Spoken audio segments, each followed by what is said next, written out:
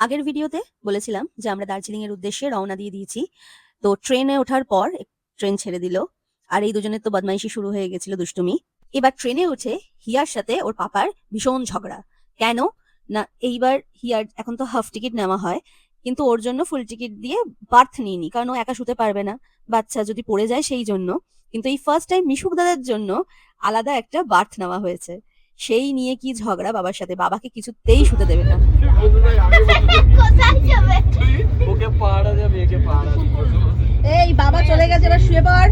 বাবা এক কাজ করো, পিঠের বাবা পেছন বাবা, থেকে ধাম করে তুমি দিল। মাথাটা এখানে দাও, পাটা ঘুমা ঘুমা। এইভাবে শুই আমরা।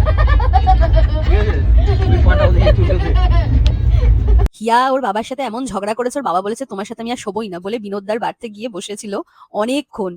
তো ও একা একা শুয়েছিল, কিন্তু যা হয়, ঘুম হয় নাকি। তো যাই হোক, লাস্টে বাবাকে অ্যালাউ করলো নিজের সাথে শুতে। তা আমি আর স্নেহাদি মিডিল বার্থ পেয়েছিলাম। হিয়া আর হিয়ার পাপা একটা আপার বার্থে, বিনোদদা একটা আপার বার্থে, আর মিশুক দাদা একটা আপার বার্থে। আমি আর স্নেহাদি অনেক রাত অব্দি গল্প করছিলাম।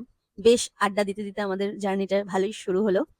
লাস্টে রাত্রিবেলা আমি ঘুমিয়েই পড়লাম, এতটাই টায়ার্ড ছিলাম। তো পরদিন সকালবেলা ঘুম ভেঙে গিয়ে দেখি এরকম জানলা দিয়ে দৃশ্য, যেটা আমি সবসময় দেখার জন্য বসে থাকি অপেক্ষায়। দেখা হচ্ছে নেক্সট একটা ভিডিওতে। টাটা।